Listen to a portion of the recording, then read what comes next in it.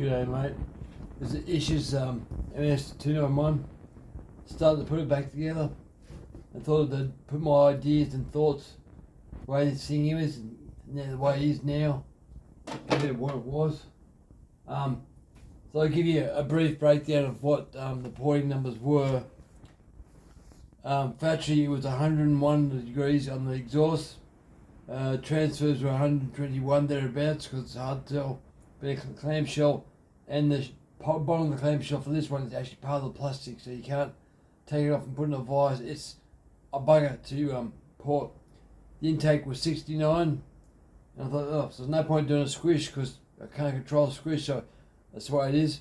But when I finished it, it's now 99 on the exhaust and about 23 degrees blow down and 75, 76 on the intake. Now, with these particular intakes, they got a pulse line. I don't know if I can show you guys, but there's a pulse line. Pulse line just there.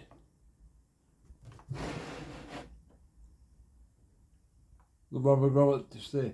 So you can't go down on the floor of the intake too much. There's no metal left. It's basically, that's it. Now I did take a little bit to the right, which won't cause problems.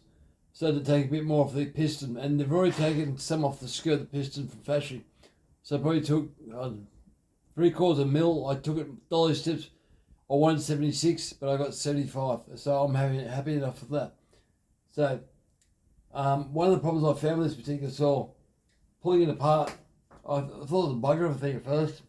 Still think that I haven't got the carby yet. But to get the handle off, you just can't just pull it off. It's not the screws, no, it's pain in the bum. You take these screws out, you take this cover here off, there's a little screw here, this cover clicks sort of backward a bit and it comes out. You'll take a metal spring there off the top of the motor. There's two screws this way here, just there, so they have to come out backwards, so you got to find a way to hold it and all that. Behind here is an anti-vibration rubber, so orange yellow thing. That's going to come out first. So you take these four screws here, or three screws here off this cover for the oil pump. Take them off, pull the anti-vibe off. Then once you got all the other screws that you can find, this spring here, you put a screwdriver underneath this spring here, so about there. You can pop it up and it comes up and you can pull the thing off. But I had so much trouble trying to work it out. Putting it back together, I just pushed that part in and just leaned on it and popped it back in. And it was easy as all hell. It goes together easier than it pulls apart. So I'll give you that. But yeah, it's a bugger of a thing. I even pulled the coil off because just to get to everything, the air rammer there, just to get to everything, it's a pain. The on-off switch, I still haven't worked out exactly how it works, but I did pull it off. There's a little like a locating pin just there that latches onto this rubber. That'll have to go on first like that. Then it goes over to this one here, which doesn't have a locator on it. So I've seen other models that still have it on this side. So I've worked that out. I unclicked this stop button that goes under here by gently unclipping it. It clamps on like that. Unclipped that and lifted it off. Pulled the wiring off it because it was always in the road. I couldn't work around it. So it's easy to pull off and put it aside. I had to clean and all the rest.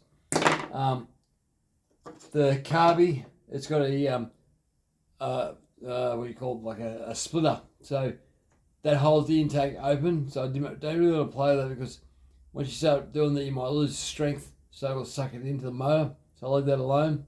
But it's got limiters on the low and the high jet. So I'm going to work it away. I've watched videos on how they get them out. But I'm wondering, can the caps come off and stay off? I haven't seen anyone do that yet. They've got a ratchet inside these. I'll run it, and if it runs good and it's tunable, I'll leave it like that. If it's not, I'll pull it apart and find out what the go is. But I know how that works now. Now, the air filter setup. So that goes on, the carbide goes on, so carbide goes that way, like that. No, wrong way, upside down. I'm thinking Husqvarna, still. Husqvarna's only mixed screws this side, still's this side, solid's this side. So that then goes on top of that, and this goes that way. I think it was there, that way. Then the air filter clicks onto that. It's got a good air filter, like I like the drum type. That goes on good. Now what they got inside this is a sound deadener. So it's designed so when it sucks the air in, it makes it quieter. Now I find most saws react really good when they can breathe. It's harder to suck than it is to blow. So if it's going to suck and you've got too much rubbish in the road, it can't get enough fuel and air to get into the carbide. So that's why I'm not too worried about pulling the limiters on the carbide off, because just letting more air in, it might be fine. It might be go good or might go bad. But this thing locks onto that part there, goes in like that. So that locks it in. But guys, you want to have to play one of these saws to get this carbide, this part here off. One screw as a dowel, and here you got to click it, pop it up. It's a weird saw. But now I've played with it, and now I've spent some time, I don't mind it, because the way the carbide set up, the lever here is not too bad. The fuel line, when you pull your fuel tank off, you got to pull this bracket here off, which is, self-explanatory normally.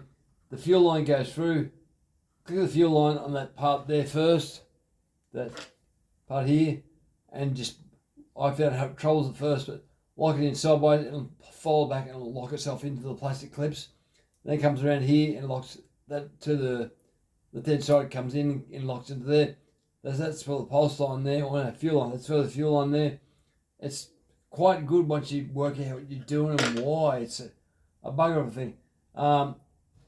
So you got feed your fuel line feed your fuel line through first, and then work your way with the accelerator cable through this. Bit of a groove just here, just there. But you gotta take your time. Don't rush it, because it's not easy to pull that out. There's no screws I can work out. Oh, there is one there. Is there? No, it's plastic. It's a plastic clip, so you can pull it apart, but you might break it. So, my thoughts of it. So inside this saw, I spoke to Ish, and very, very carboned up motor. It's done a little hard work. I have seen stills the same before. The exhaust was carboned up about 1 millimetre all the way around. There's carbon on top of the piston. It's just a very carboned saw. So I don't know if it's because the combustion chamber design or what they go with, but it'd be interesting to see how this thing runs tomorrow. Anyway guys, just thought I'd let you know what I'm up to. Thanks for watching.